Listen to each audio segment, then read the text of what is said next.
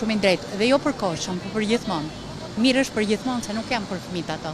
As të rriturët nuk e komandojnë se janë elektrike dhe kanë një shpejtësi shumë të madhe. Ju duken të rrezikshme? Shumë. Po kanë vdekur shumë veta. Shumë fëmijë dhe të rritur. Shumë i drejtë, jo shumë të rrezikshme. Të kaloj kështu edhe ashtu dot. Kështu që e kanë shumë drejtë e kanë. Duhet hishin pa tjetër, se kalamajt po thuajnë qafën për zonë, edhe të mëdhajt si kalamajt. Unë nuk jetoj këtu, jetoj në New York, po shumë të rrezikshme. Unë çasha floj me atje, unë të merrohem për Shqipërinë. Ka ndaluar sot monopatinat, si e shikoni si vendim? Është i drejtë apo jo?